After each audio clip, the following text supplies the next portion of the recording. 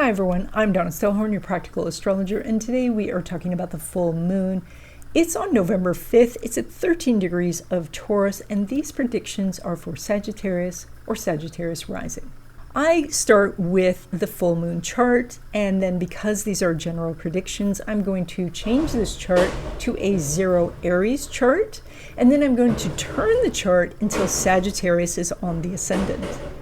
And that's the chart you see here. And of course, what is the first thing that jumps out at us? And that is that Mars is now in Sagittarius at 0 degrees, and it is making an exact opposition to Uranus at 0 degrees of Gemini. So this is a time of doing the adventurous thing. Like, this is time to take risks, to go the different path, to take the path less traveled for sure, and see what you encounter. And you are going to encounter lots of interesting things, interesting people. Nothing that you expect could be happening during this time, because this is an opposition to Uranus, the unexpected, at 0 degrees, which means brand new, and the Gemini, which means multiple. So this could bring you so many new and interesting connections and opportunities. So to start this process, you have to take an action. And that might mean connecting with a new group, connecting with a person, going to an event, going to something social, taking a class, going to a new country, going to a new city, going to a different part of your own city. Any action that you take is going to yield this sort of unexpected, surprise in the box of Cracker Jacks type of thing. Now, the only caveat to all of this is if you are expecting a certain response from people, or you're expecting something, because Uranus is about the unexpected. And so this is like if you put a quarter in the slot and every single time you get a soda, and this time you don't get the soda, you get something else, this is an aspect that says you were going to get something else. So therefore, you can't get angry about that. You can't say, oh, this is so unfair. Then because it was so consistent before, because this is about inconsistency. This is about a change. Now, to highlight that, we have the full moon, which is lighting up your area of daily routines and how you take care of yourself, how you, do things for your wellness, how you do things for your job. That's the energy that's lit up. And so it's shining a spotlight on your routines. And, as you meet all of these new and interesting people and they say, oh, I do things completely different, that gives you some new information about what you might want to change. Additionally, of course, when we talk about the full moon, it's reflected light, right? So that is that the sun is what's shining, and then that light gets reflected by the moon. And so the sun in your area of your spiritual connection, this could mean some sort of message from the universe comes to you and says, you should be meditating every day, or you should go do Tai Chi, or you should go to improv, or whatever it is that is the message from the universe that gets you to make a change on a daily basis, which then opens up your world. And then, of course, we can't ignore your sign ruler, and that is Jupiter, very active in this chart. Let's just highlight a couple of the things that it's doing. First of all, it's making a square to Venus, and it's making a trine to Saturn. And so the more difficult aspect is the Venus, the easier aspect is the trine. And what that boils down to is it's actually better to go do the hard thing. If you do the easy thing, then you're not going to get the results that you want. But if you go do the hard thing, go do the trine, then you get the benefits. Now, you're going to feel like you want to do the Venus. Now, and we all do. We all feel like we want to do the Venus all the time anyway. But because it's the square with your sign ruler, it's going to feel very compelling to, I want to indulge, I want to go shop, or I want to go eat, or I want to sit around. But that trine to the Saturn, which could mean that you have piles of work on your desk, when you do those, so many benefits happen. That's where the good stuff happens. Now, when it comes to love relationships, specifically new love, we are very concerned with what Mars is doing in your chart, and wow, is it strong. This is a really good opportunity for you to go out into the world to meet someone new. Now, this is an out-of-sign trine with your sign ruler. It is opposite that Uranus in a relationship house, and it's at 0 degrees, which says that something new and exciting could happen.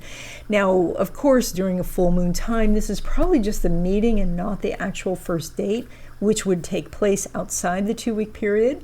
But this is a time to just go make an acquaintance with people, connect, and you could discover love.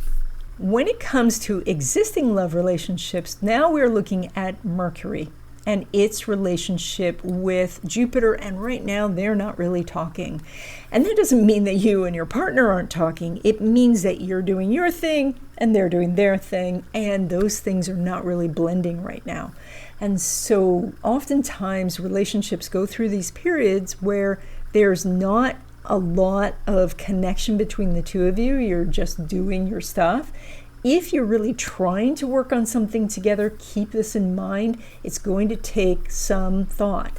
Now, there is one little benefit, a hidden benefit, and that is that Mercury is in Sagittarius, and Sagittarius is ruled by that Jupiter. So that is that the basis of this relationship, the foundation of this relationship, is where you make your connection. And so, that is, like you really want to go to the ballet and they really want to go to the monster truck rally. The foundation of this relationship is you both like to do stuff and you like to do it together. And so you go find something you can do together. That idea of going to the foundation, going to what's underneath that, the relationship itself, the roots of it, that's where you can find the connection. Now, when it comes to your money, we always look to Saturn to see what's going on with your money. So Saturn is a slow growth wealth planet, and so over time it really can do well financially. It's making a really great trine to your sign ruler Jupiter during this 2-week period. So that means that some of the things that you are needing resources for, like you need a loan, or you need a better interest rate, or you need some equipment, or you need some expertise, you need some help, those are available to you at this time. This is a time to go ask. You could find that someone is willing to step up and give you the advice, the money, or whatever else it is you need. With an astrology reading, you get more information about who you are, your talents and abilities.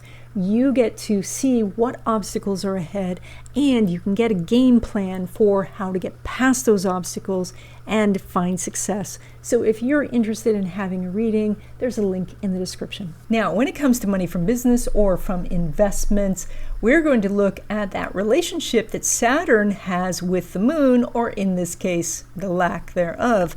And that means that there's a little bit of a disconnect between asking for the sale and actually getting the money.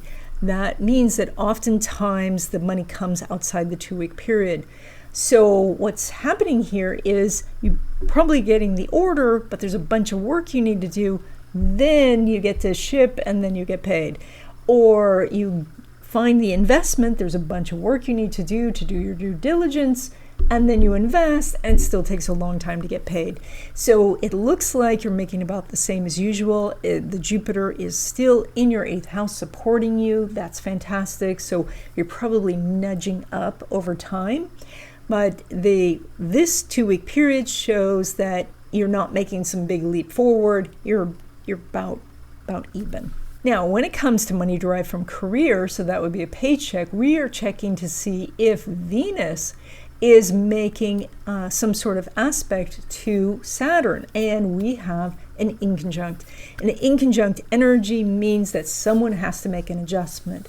It also means that if you are thinking that your boss is thinking you need a raise, they're not thinking that.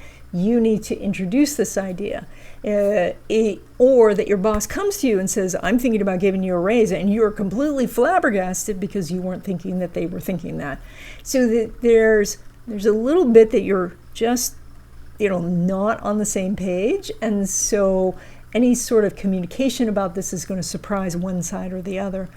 And while this is still an aspect, and I like working with the aspects because there's much more of a chance of getting something. So if you bring it up, maybe the conversation now can happen, but everybody has to take a little time to get used to the idea.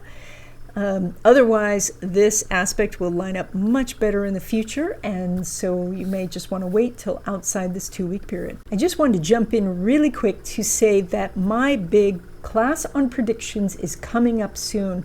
It's on November 9th. We're going to be talking about the Year of the Fire Horse as well as Western astrology predictions. And so if you are interested in what's ahead for 2026, then there is a link in the description with more information and to register.